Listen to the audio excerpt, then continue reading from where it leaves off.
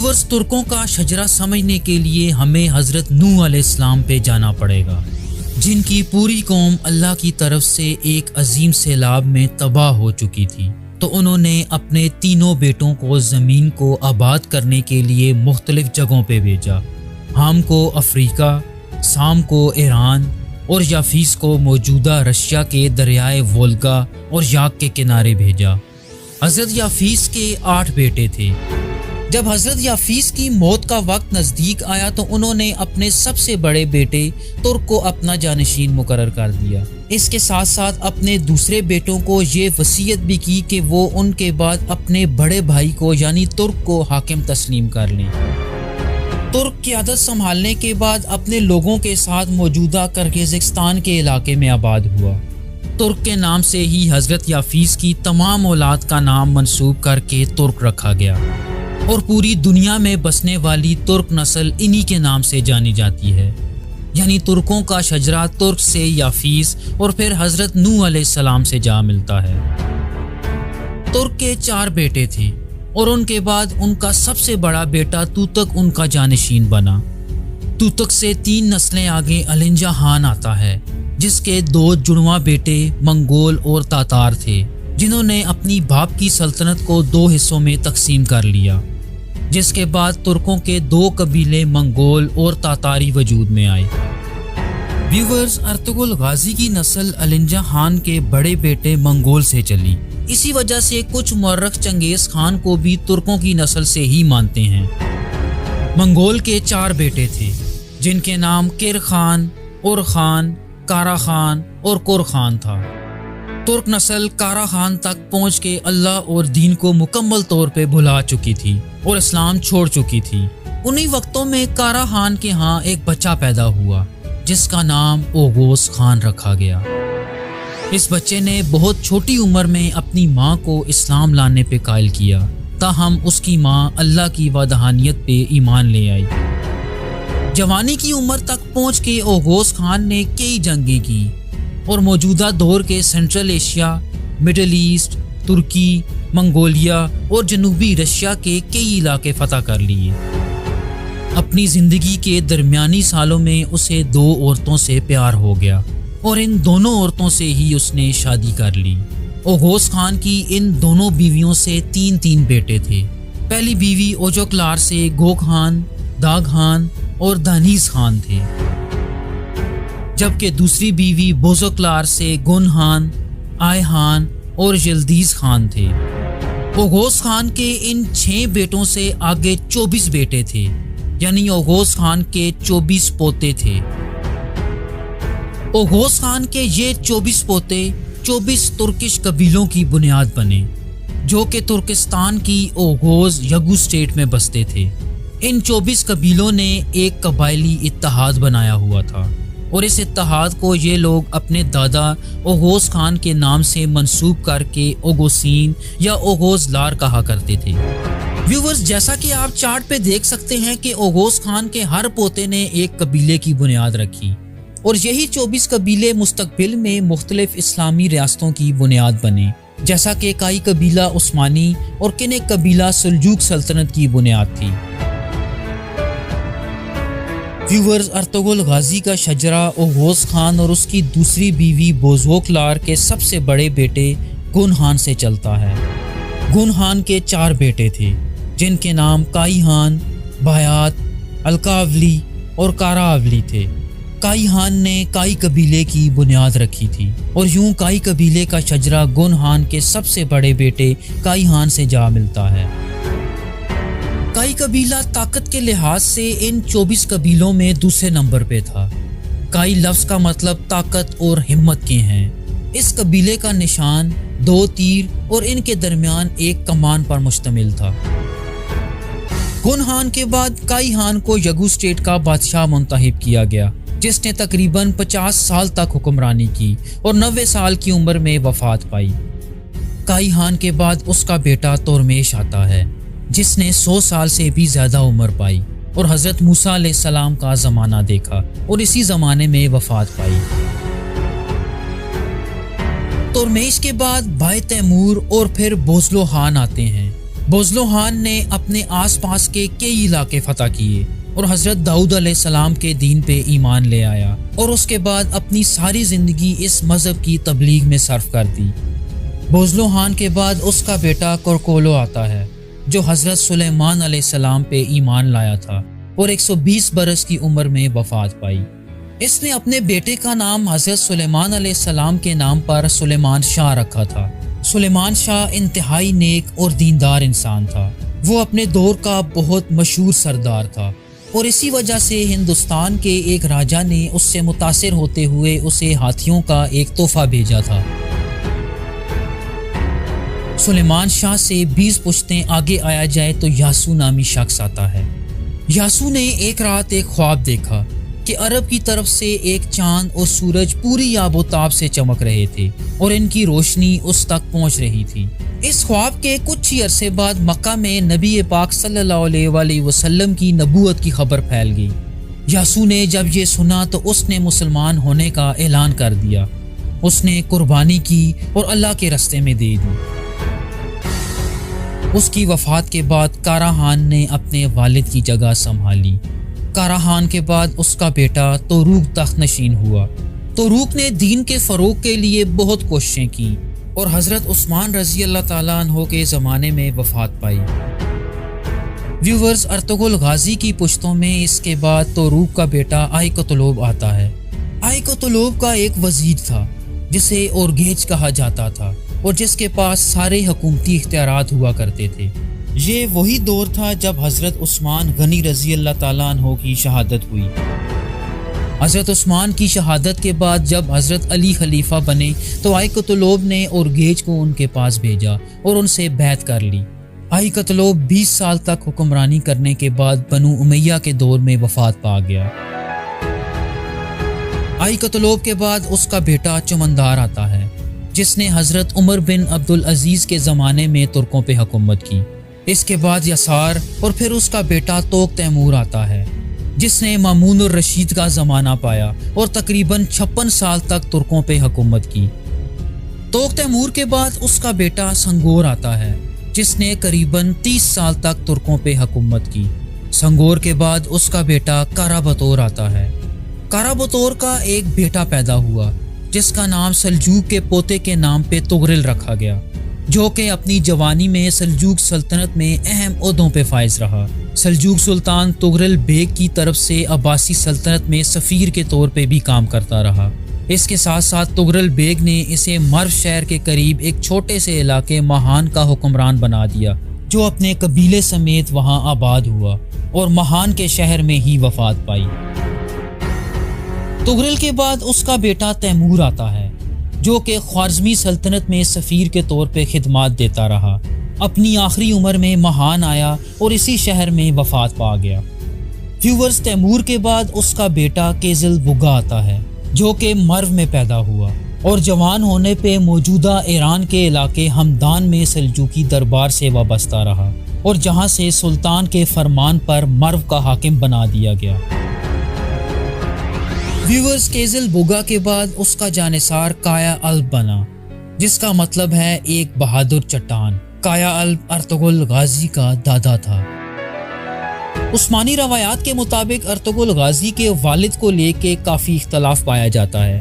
کچھ مورخ سلیمان شاہ کو اور کچھ قندوز الب کو ارطغرل غازی کا والد مانتے ہیں، لیکن زیادہ سورسز میں سلیمان شاہ کا نام ہی آتا ہے۔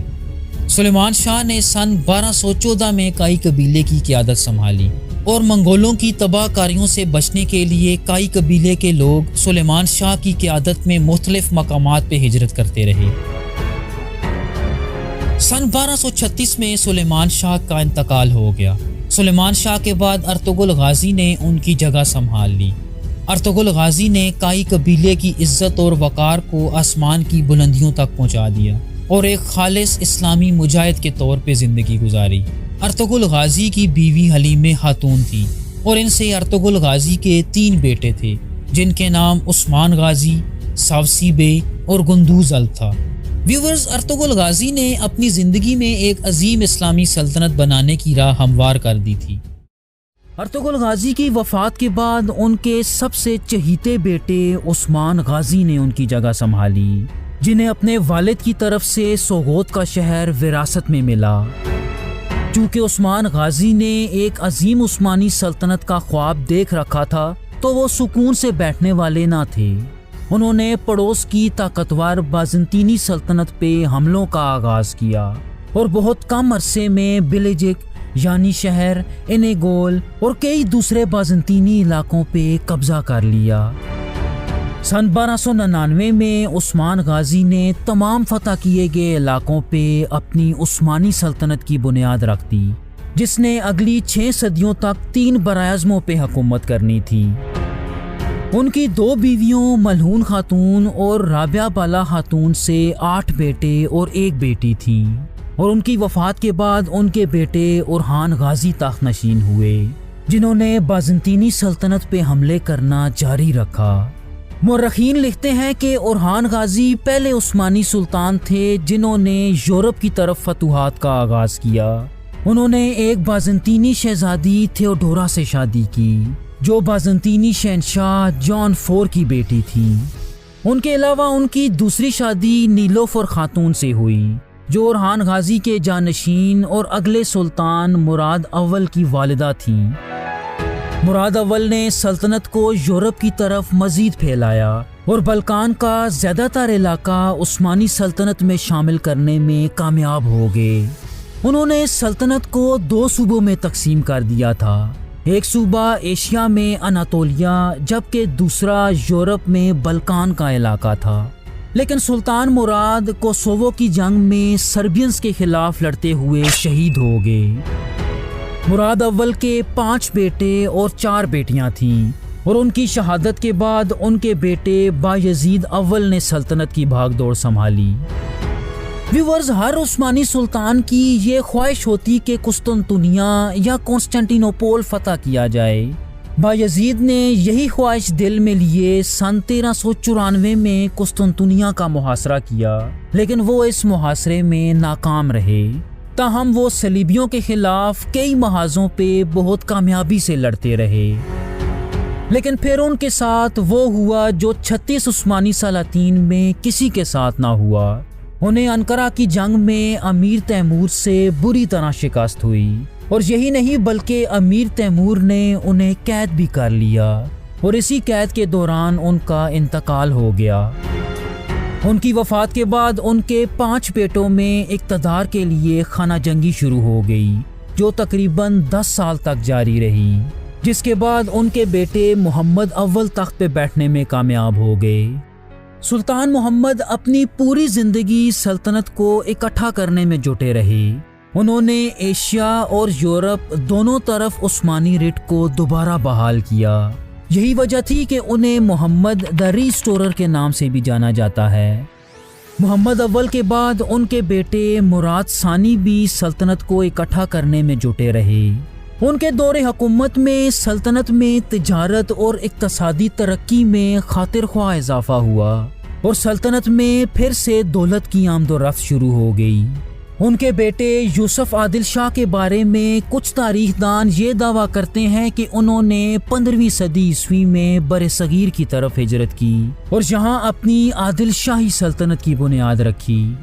مراد ثانی کے انتقال کے بعد ان کے بیٹے سلطان محمد ثانی تخت نشین ہوئے، جنہیں عثمانیوں کا سب سے طاقتور سلطان کہا جائے تو غلط نہ ہوگا۔ اس کی وجہ یہ ہے کہ انہوں نے وہ کر دکھایا جو کوئی دوسرا عثمانی سلطان نہ کر سکا۔ انہوں نے صرف 21 سال کی عمر میں بازنطینی سلطنت کا دارالحکومت قسطنطنیہ فتح کر لیا، اور صدیوں بعد حضرت محمد صلی اللہ علیہ وآلہ وسلم کی خواہش اور بشارت کو پورا کر دکھایا۔ آپ صلی اللہ علیہ وآلہ وسلم نے اپنی زندگی میں ہی قسطنطنیہ فتح ہونے اور اسے فتح کرنے والی فوج کو جنت کی بشارت سنائی تھی۔ چنانچہ اس فتح کے بعد اس شہر کو عثمانی سلطنت کا نیا دارالخلافہ بنا دیا گیا اور سلطان کو محمد فاتح کا لقب دیا گیا۔ لیکن سلطان محمد فاتح اس شہر کو فتح کرنے کے بعد رکنے والے نہ تھے، چنانچہ انہوں نے یورپ کی طرف اپنی پیش قدمی کو جاری رکھا اور کچھ ہی عرصے میں یورپ کے گڑھ یعنی اٹلی کی سرحدوں پہ دستک دینے لگے۔ ان کی وفات کے بعد ان کے بیٹے بایزید II تخت نشین ہوئے۔ ان کے بارے میں آتا ہے کہ انہوں نے اسپین سے نکال دیے جانے والے یہودی اور مسلمان ریفیوجیز کو عثمانی سلطنت میں پناہ دی، یہاں تک کہ یہودی مہاجرین کو سلطنت عثمانیہ کی شہریت بھی دے دی گئی۔ یہی وجہ تھی کہ عثمانی سلطنت میں رہتے ہوئے یہودیوں نے اپنا ثقافتی عروج دیکھا۔ ان کی وفات کے بعد ایک ایسے سلطان تخت نشین ہوئے جنہوں نے سلطنت کو ایشیا، افریقہ اور عرب کے علاقوں تک پھیلا دیا۔ یہ سلطان بایزید کے بیٹے سلیم I تھے۔ ان کے دور میں حجاز کا پورا علاقہ، جس میں مکہ اور مدینہ بھی شامل تھے، عثمانیوں کے زیر کنٹرول آ گیا۔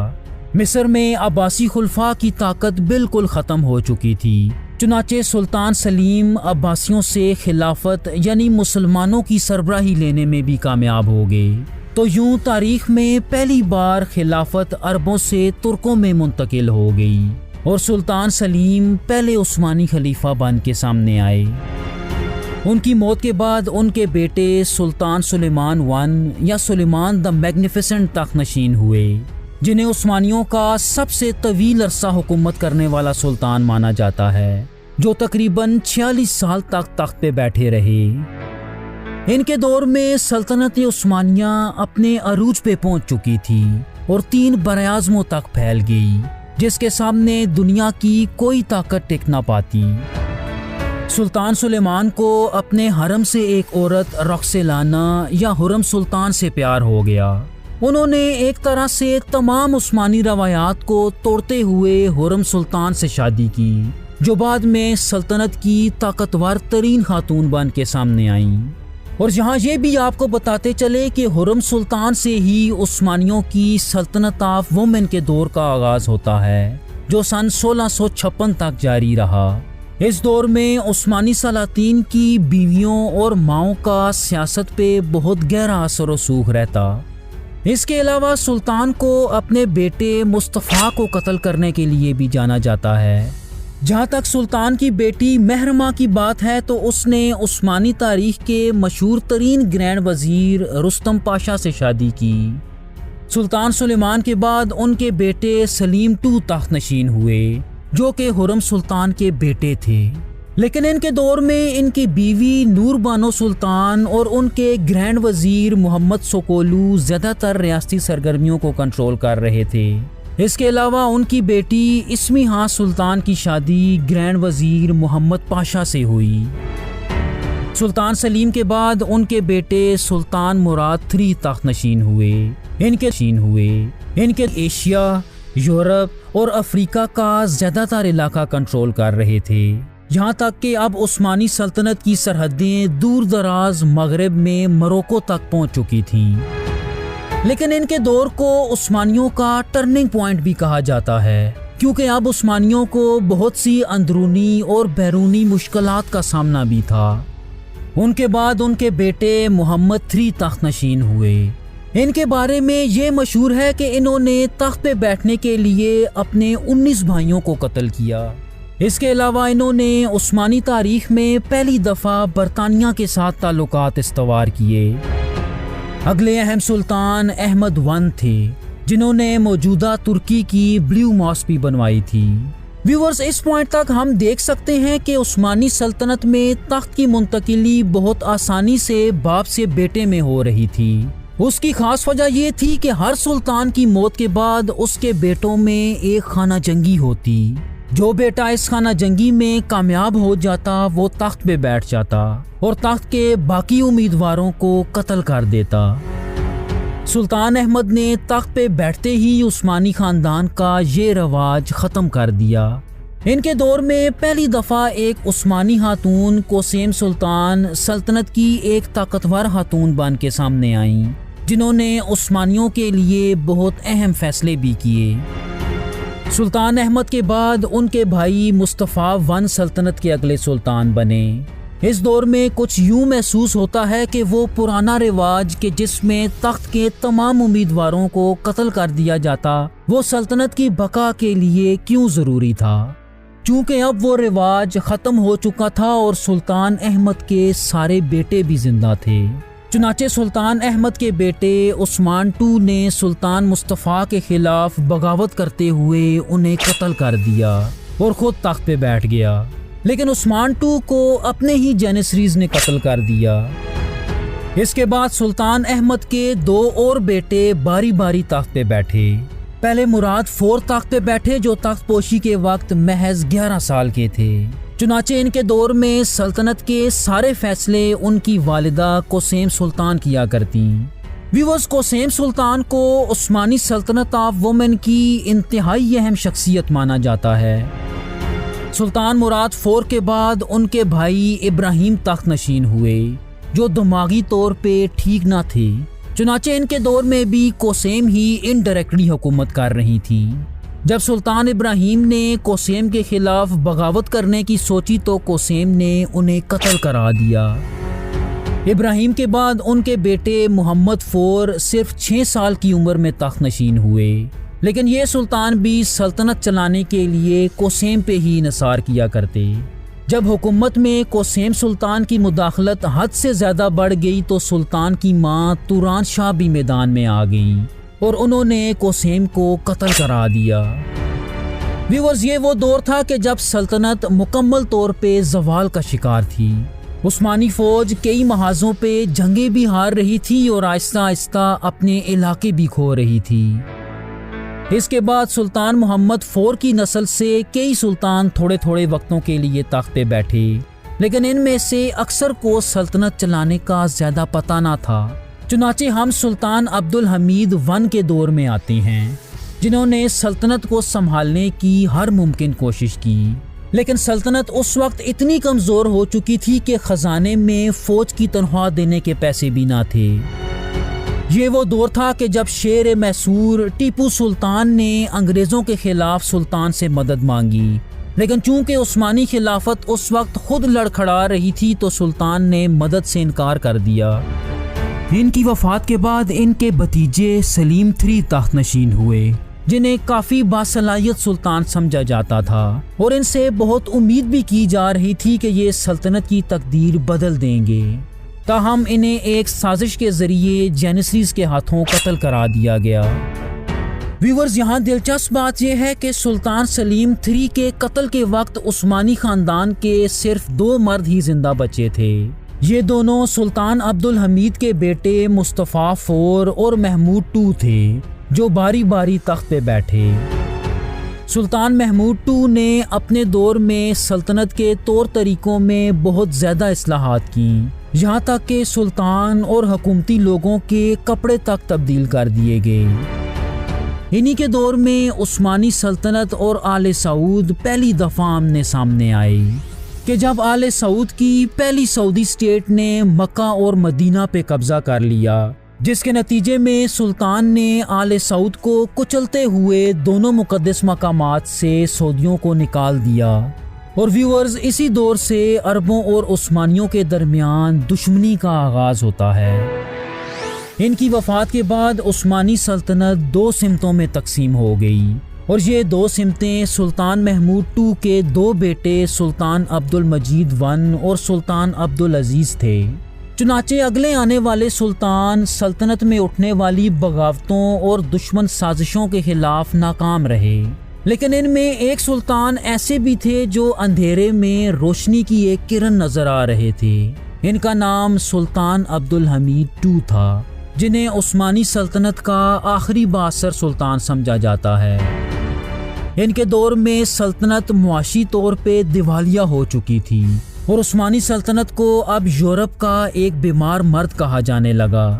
سلطان عبدالحمید کا سب سے بڑا چیلنج ینگ ٹرک موومنٹ تھی، جن کا مقصد خلافت کے نظام کو ختم کر کے آئینی حکومت کا قیام تھا۔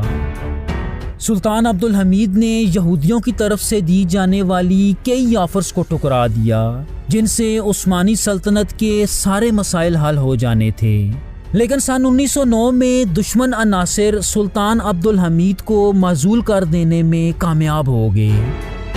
پہلی جنگ عظیم میں سلطان عبدالحمید کے بھائی سلطان محمد V سلطنت کی بھاگ دوڑ سنبھال رہے تھے۔ اس جنگ میں عثمانیوں نے جرمنی کا ساتھ دیا اور آخر کار عثمانی یہ جنگ ہار گئے۔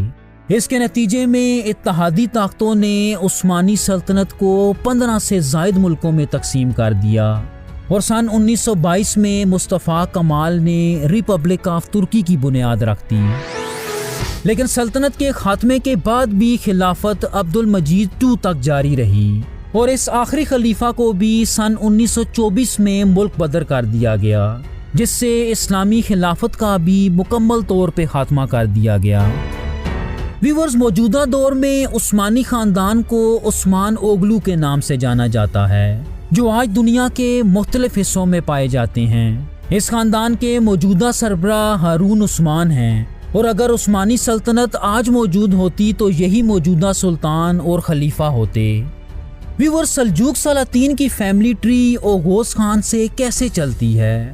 سلجوق سلطنت کی مکمل فیملی ٹری دیکھنے کے لیے اسکرین پہ دی گئی ویڈیو ضرور ملاحظہ کیجیے اور ہمیں سپورٹ کرنے کے لیے چینل سبسکرائب ضرور کیجیے گا۔